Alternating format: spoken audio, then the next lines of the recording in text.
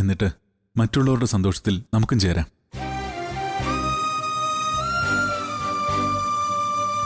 ഞാൻ രാത്രി വരുമ്പോ തനിക്ക് 2 മസാല ദോശ വാങ്ങിയിട്ട് വരാം. എടോ, ഗർഭിണികൾ മാത്രമല്ല അത് കഴിക്കുന്നേ. തൽക്കാലത്തേക്ക് കുഞ്ഞു വേണ്ടെന്ന് തീരുമാനിച്ച എന്റെ ഭാര്യയും കഴിക്കട്ടെ അത്. പോട്ടെ.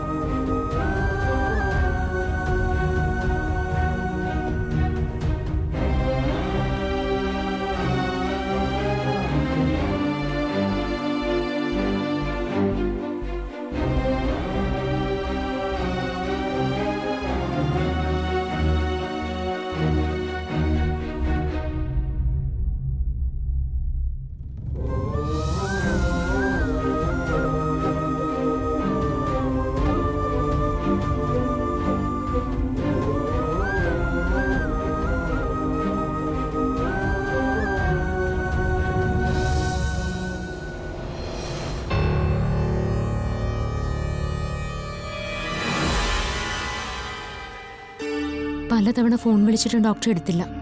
തിരിച്ചും വിളിച്ചില്ല. ഹോസ്പിറ്റലിൽ പോവാതെ ലീവ് എടുത്ത് വീട്ടിലിരിക്കുന്നു. എന്തു പറ്റി ഡോക്ടർക്ക്? ഇങ്ങനെ ആർക്കും മുഖം കൊടുക്കാതെയും ആരോട് സംസാരിക്കാതെയും എത്ര നാളെന്ന് പറഞ്ഞ് ജീവിക്കും? അല്ലെങ്കിൽ എന്താ പ്രശ്നമെന്ന് പറയാ? പ്രശ്നങ്ങളൊന്നും ഇല്ല അർച്ചന. ചില കാര്യങ്ങൾ കൊണ്ട് മൈൻഡ് ഒട്ടും ശരിയല്ല, അത്രേ ഉള്ളൂ. അത്രേ ഉള്ളൂന്ന് നിസാരായപ്പോൾ ഡോക്ടർ പറഞ്ഞത് നന്ദേന്റെ കാര്യമാണോ? ഡോക്ടർക്ക് നന്ദേണ്ണ ഇഷ്ടമായിരുന്നു അല്ലേ? ഏതൊരു മനുഷ്യന്റെ ജീവിതത്തിലും കുറെ ആഗ്രഹിച്ചിട്ട് കിട്ടാതെ പോയ എന്തെങ്കിലും കാണില്ലേ? എന്റെ കാര്യത്തിൽ അത് കൂടുതലാ. ശരിക്കും ഇങ്ങനെ ഒരാളായി ഞാൻ മാറിയത് എന്തുകൊണ്ടാണെന്ന് എനിക്കും അറിയില്ല. ചിലതൊക്കെ സംഭവിക്കുമ്പോഴല്ലേ ചില കാര്യങ്ങളൊക്കെ മനസ്സിലാവുന്നത്. നഷ്ടപ്പെടലിന്റെ അങ്ങേയറ്റത്ത് വെച്ചാവും അവരെ നമുക്ക് എത്ര പ്രിയപ്പെട്ടവരായിരുന്നു എന്ന് മനസ്സിലാവുന്നത്. നന്ദനെ ഇഷ്ടമായിരുന്നുവെന്ന് കഴിഞ്ഞ ആഴ്ചയാണ് അർച്ചന എന്നോട് ചോദിച്ചിരുന്നുവെങ്കിൽ ഞാൻ അറിയില്ല എന്ന് ഉത്തരം പറഞ്ഞേനെ. പക്ഷെ ഞാൻ നെല്ലിശ്ശേരി വീട്ടിൽ നിന്ന് ഇറങ്ങിയപ്പോൾ മുതൽ എനിക്ക് എന്തോ ഒരു സമാധാനക്കേട്. അതിന്റെ കാരണം തിരക്കി ഞാൻ ചെന്നെത്തിയത് അർച്ചന എന്നോട് ചോദിച്ച ചോദ്യത്തിലായിരുന്നു. നന്ദൻ എനിക്ക് ഇഷ്ടമായിരുന്നു എന്ന ചോദ്യത്തില്.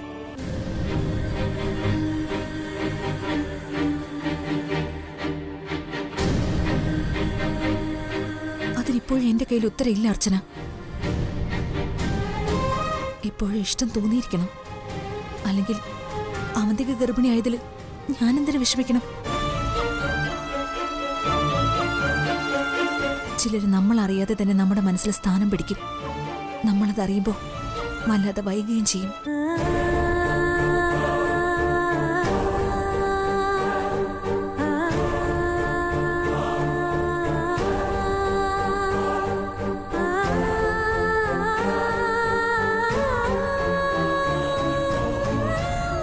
ഇനി നമ്മളിതൊക്കെ പറഞ്ഞിട്ട് എന്താ കാര്യം?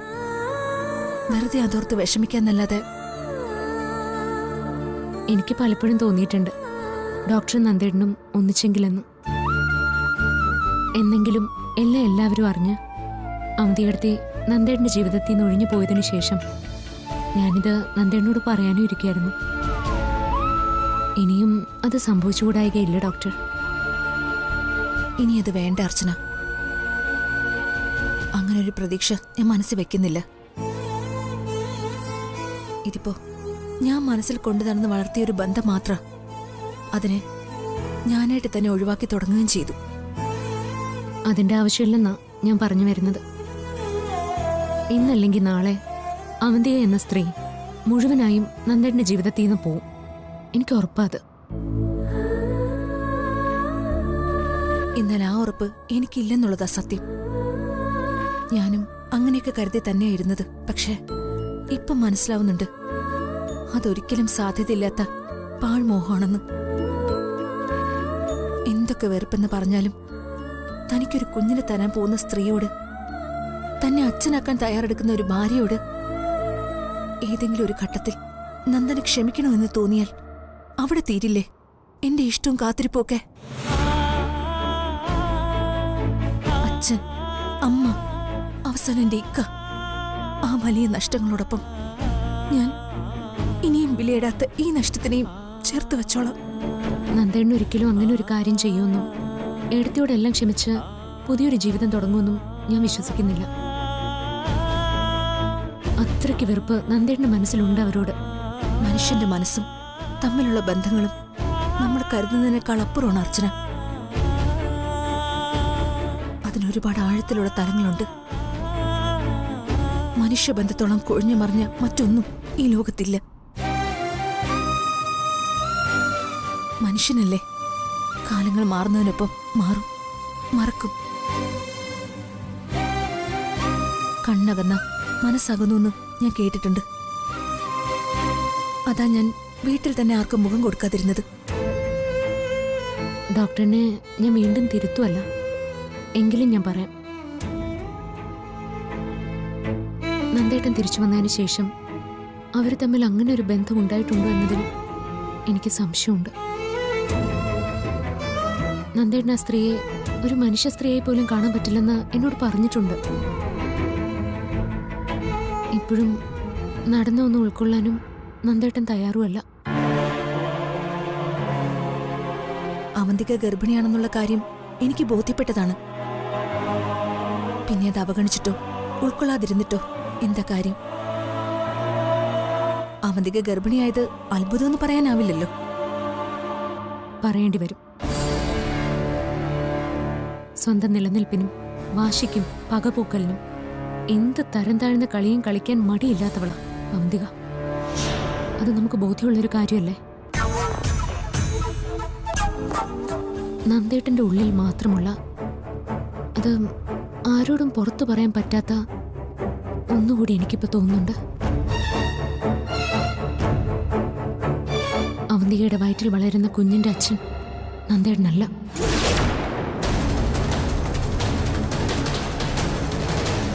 ഞാൻ പറഞ്ഞില്ലേ, നന്ദേട്ടന്റെ മനസ്സിലും ഇങ്ങനൊരു സംശയം കാണും. ആരോടും പറയുന്നില്ല എന്നേ ഉള്ളൂ. ആ സംശയം ഉറപ്പിക്കണം നമുക്ക്. നന്ദനല്ലെങ്കിൽ പിന്നെ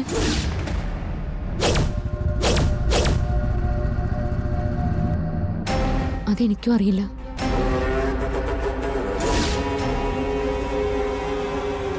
ആരോ ഒരാൾ അവന്തികയുടെ പുറകിലുണ്ട്. ഒരു സ്ത്രീയെ ദുർബലപ്പെടുത്തുന്നിടത്ത് അവന്തികയ്ക്കൊരു സഹായം ഉറപ്പുവരുത്തുന്ന ഒരാൾ.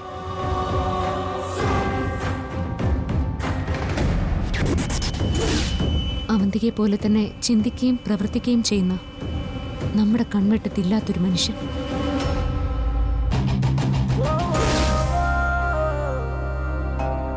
അയാൾ തന്നെയാവണം അവന്തികയുടെ കുഞ്ഞിന്റെ ഉത്തരവാദി.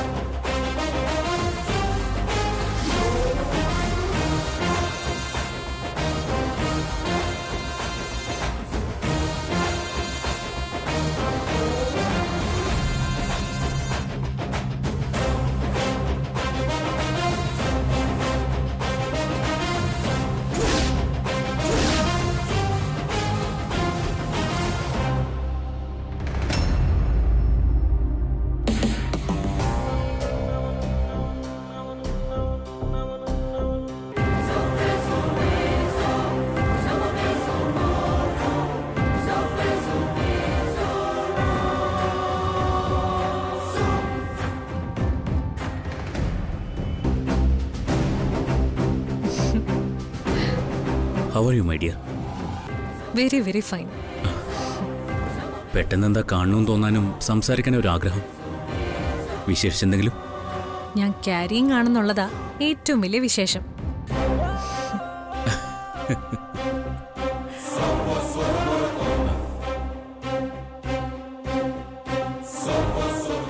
അപ്പോ എന്റെ വയറ്റിൽ വളരുന്ന കുഞ്ഞിന്റെ അച്ഛനെ എനിക്കൊന്ന് കാണണമെന്ന് തോന്നുന്നത് അത്ര വലിയ തെറ്റാണോ?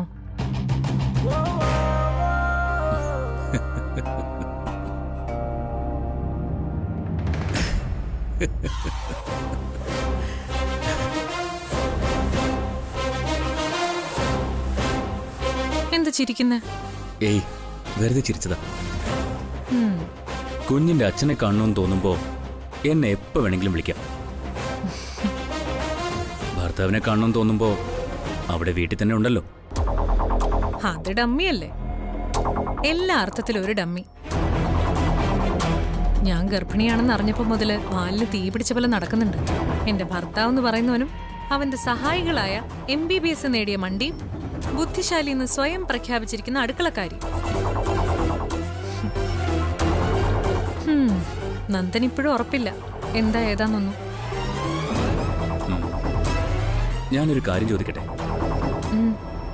നമ്മൾ തമ്മിൽ പരിചയപ്പെട്ടിട്ടിപ്പോ 6 വർഷമായി. കമ്പ്യൂട്ടർ എഞ്ചിനീയറിംഗിൽ ഫസ്റ്റ് റാങ്ക് മേടിച്ച് പത്രത്തിൽ എന്റെ ഫോട്ടോ വന്നതിന്റെ പിറ്റേ ദിവസം എന്നെ കാണാൻ വന്നത് അവന്തിക. ചില സഹായങ്ങൾ ചെയ്തു തന്നാൽ കുറെ പണം തരാമെന്നും പറഞ്ഞു. സഹായം എന്താന്ന് ചോദിച്ച എന്നോട് അന്ന് പറഞ്ഞത് ഭർത്താവിന്റെ വീട്ടിലെ കോടിക്കണക്കിന് വരുന്ന ബാങ്ക് അക്കൗണ്ട് ഹാക്ക് ചെയ്ത് അതിൽ നിന്ന് കുറച്ചായി തന്റെ അക്കൗണ്ടിലേക്ക് ക്യാഷ് എത്തിക്കണമെന്നതായിരുന്നു.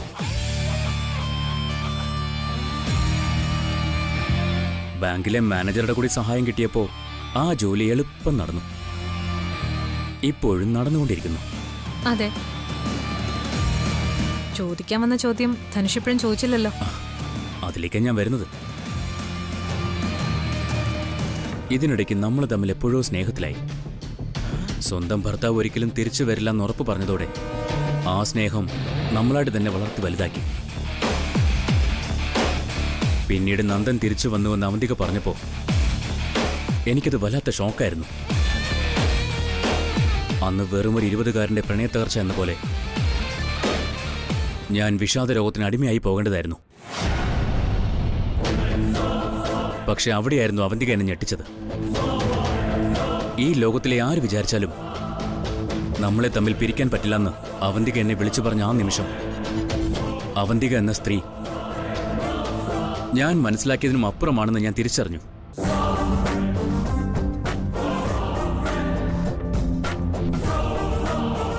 കേവലം ഒരു ചെറിയ ബന്ധമല്ല നമ്മൾ തമ്മിൽ ഉണ്ടായിരുന്നതെന്ന് എനിക്ക് ബോധ്യപ്പെട്ടു. മറ്റുള്ളവർ കേട്ടാൽ നെറ്റിച്ചൊളിക്കുന്ന നമ്മുടെ ഈ ബന്ധത്തിന് കൗമാര സ്വപ്നങ്ങൾ കണ്ട് സ്നേഹിക്കുന്ന 2 പേരുടെ പ്രേമത്തേക്കാൾ ശക്തിയുണ്ടെന്നും ആത്മാർത്ഥതയുണ്ടെന്നും ധനുഷ് എന്ന വ്യക്തിക്ക് അവന്തിക ബോധ്യപ്പെടുത്തിയിരുന്നു. ഭർത്താവിനെയും കുടുംബക്കാരെയും കൊല്ലുക, എന്നിട്ട് മറ്റേതെങ്കിലും രാജ്യത്ത് പോയി നമുക്ക് നല്ല രീതിയിൽ ജീവിക്കുക, ഇതായിരുന്നല്ലോ നമ്മുടെ ലക്ഷ്യം. എന്നിട്ടിപ്പോ ആ ലക്ഷ്യത്തെ മറക്കുന്ന പോലെ പെട്ടെന്നൊരു കുഞ്ഞു വേണമെന്നും നമുക്ക് ഒരുമിച്ച് ജീവിക്കാൻ കുറച്ചുകൂടി സമയം വേണമെന്നും അവന്തിക ആവശ്യപ്പെട്ടത് എന്തിനായിരുന്നു?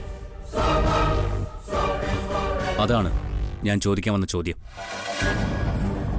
ഇനി താൻ ഉത്തരം പറയും. അതത്ര വിശദീകരിക്കേണ്ട ഉത്തരമല്ല ധനുഷ്. നന്ദൻ വന്നപ്പോ ഏത് നിമിഷവും നെല്ലിശ്ശേരിയിൽ നിന്ന് പുറത്തു പോകേണ്ടുന്ന ഒരു അവസരം വരുമെന്ന് എനിക്ക് മനസ്സിലായി. പിന്നെ അവിടെ പിടിച്ചു നിൽക്കണമെങ്കിലും അവകാശം സ്ഥാപിക്കണമെങ്കിലും ഒരു രക്തബന്ധത്തിന്റെ കണിക കൂടി ഉണ്ടാവണമെന്ന് തോന്നി. എന്റെ ഭർത്താവെന്ന് പറയുന്നവന്റെ ദുഷിച്ച ചോരയില് എനിക്കൊരു കുഞ്ഞു വേണ്ടായിരുന്നു. അതിനു പുറമെ ഞാൻ ഇതുവരെ ആ മനുഷ്യനെ എന്റെ ഭർത്താവായിട്ട് കണ്ടിട്ടേയില്ല. ഞാൻ ഒരാളെ സ്നേഹിച്ചതും നല്ലൊരു ഭാര്യയായതും എന്റെ വിവാഹത്തോടെയല്ല. അത് നമ്മൾ തമ്മിൽ സ്നേഹിച്ചു തുടങ്ങിയ അന്നു മുതലാ. രണ്ടിടത്താണെങ്കിലും എന്റെ ഭർത്താവിന്റെ സ്ഥാനം ഞാൻ ആർക്കെങ്കിലും കൊടുത്ത് സ്നേഹിച്ചു പോയിട്ടുണ്ടെങ്കിൽ അത് നിനക്ക് മാത്ര. നമ്മുടെ ഈ ബന്ധത്തെക്കുറിച്ച് ആരെന്ത് പറഞ്ഞാലും എനിക്ക് പ്രശ്നമല്ല. എനിക്ക് സന്തോഷവും സമാധാനവും കിട്ടുന്ന ഒരിടം, ഞാൻ ചിരിക്കുകയും മനസ്സറിഞ്ഞ് സന്തോഷിക്കുകയും ചെയ്യുന്ന സമയം, അതൊക്കെ എനിക്ക് തന്നതും തരുന്നതും ധനുഷിനോടൊപ്പം ഉള്ളപ്പോഴാ. അതാ എനിക്ക് ഏറ്റവും വലുത്. നമ്മളെപ്പറ്റി മറ്റുള്ളവർ ഏത് രീതിയിൽ ചിന്തിച്ച് നെറ്റി ചൊളിച്ചാലും ഒരാൾക്ക് ഊഹിക്കാനാവാത്തത്ര പരിശുദ്ധമാ നമ്മുടെ പ്രണയം. അതെ, പക്ഷേ ഇത്രയും നാളും മറവിൽ നിർത്തിയ എന്നെ ഇപ്പൊ വെളിച്ചത്തിലേക്ക് കൊണ്ടുവന്നതിന്റെ വലിയ ഉദ്ദേശം എന്താ? ഇനിയും ധനുഷ് മറവിൽ നിന്ന് നമ്മുടെ പദ്ധതികളൊന്നും നടന്നില്ലാന്ന് വരും. നടന്നാലും അതിന് കാലതാമസം എടുക്കും. അതുകൊണ്ടാ ഞാൻ ധനുഷിനെ വിളിപ്പിച്ചത്. ഞാൻ ചിലത് മനസ്സിൽ കാണുന്നുണ്ട്. അതുപോലെയെല്ലാം സംഭവിച്ചാ നമ്മുടെ ഈ ഒളിച്ചുള്ള സംസാരവും കണ്ടുമുട്ടലും എല്ലാം അങ്ങ് അവസാനിപ്പിക്കാം. അവന്തിക്ക് പറയും ഞാൻ എന്താ ചെയ്യേണ്ടതെന്ന്. ചെയ്യേണ്ടത് എന്താണെന്ന് ധനുഷ് തന്നെ തീരുമാനിച്ചാൽ മതി. എനിക്ക് വേണ്ടത് എന്താന്ന് ഞാൻ പറയാം.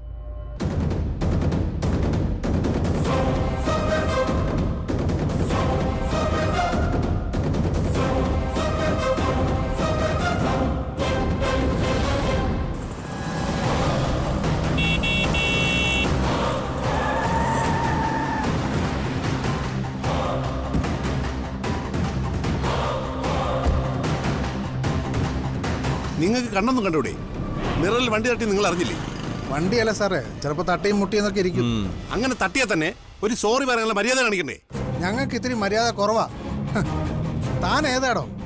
ഞാനേതോ ആയിക്കോട്ടെ, താനേതാ? ഞാൻ നിന്റെ തന്ത, ഇവൻ നിന്റെ തന്തയുടെ തന്ത. ഇന്ന് നിന്നെ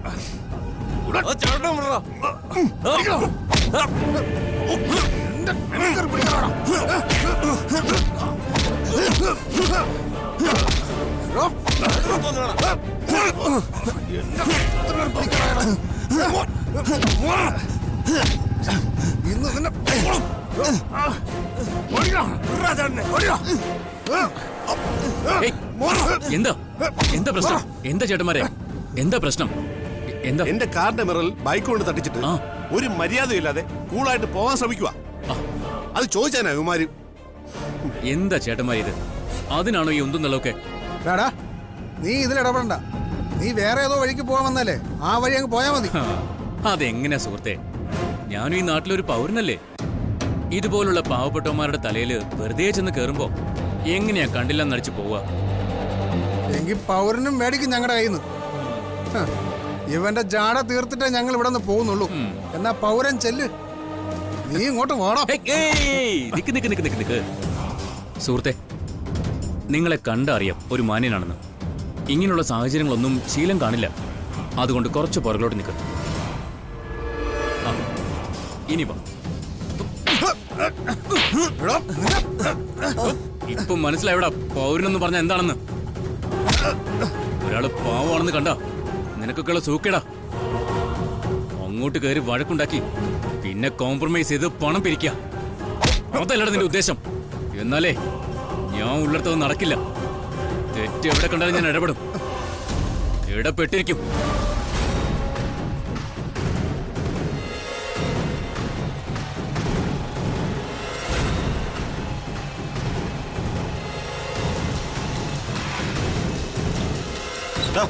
എന്താണ് ഇവിടെ പ്രശ്നം?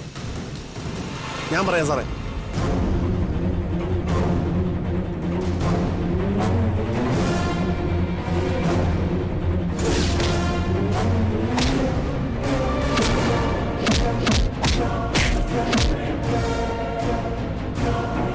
ഇവന്മാര് മദ്യപിച്ചിട്ടുണ്ട് സാറേ.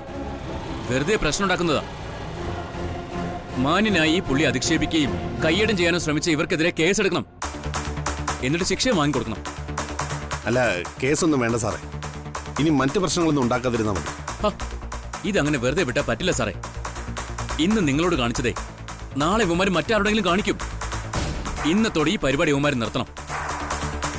പരാതി ഞാൻ എഴുതി കൊടുത്തോളാം. സാർ ഒന്നുകൊണ്ട് പേടിക്കണ്ട. നിയമം നിയമത്തിന്റെ വഴിയെ തന്നെ പോട്ടെ. സാറേ, ഞാൻ സ്റ്റേഷനിലേക്ക് വരാം. പ്രകാശേ, സ്റ്റേഷനിൽ വിളിച്ച് ജീപ്പ് ഇങ്ങോട്ട് വരാൻ പറ. സാർ വാടാ, ഇങ്ങോട്ട് വാടാ.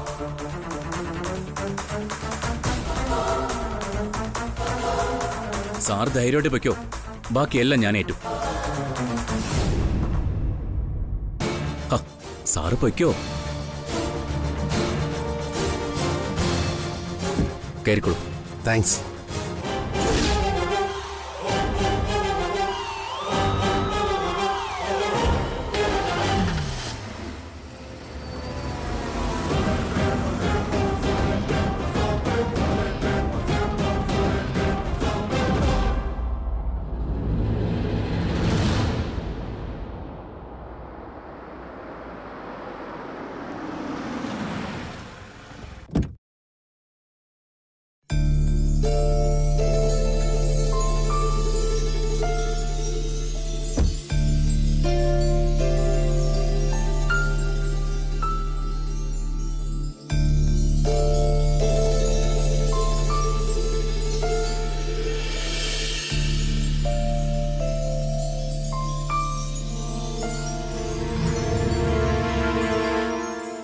അച്ഛ രാവിലെ അമ്പലത്തിൽ പോയോ? ആ പോയി. എന്നെ കൂടി വിളിച്ചിരുന്നെങ്കിൽ ഞാനും കൂടി വരുമായിരുന്നല്ലോ. അങ്ങനെ പോണോന്നൊന്നും നേരത്തെ തോന്നിയിരുന്നില്ല. രാവിലെ പെട്ടെന്ന് തോന്നി, പോയി. നന്ദനും സച്ചിയൊക്കെ ഓഫീസിൽ പോയോ? ഇല്ല. ആ, നീ ചെന്ന് എല്ലാവരോടും താഴേക്ക് വരാൻ പറയും. ശരി അച്ഛാ.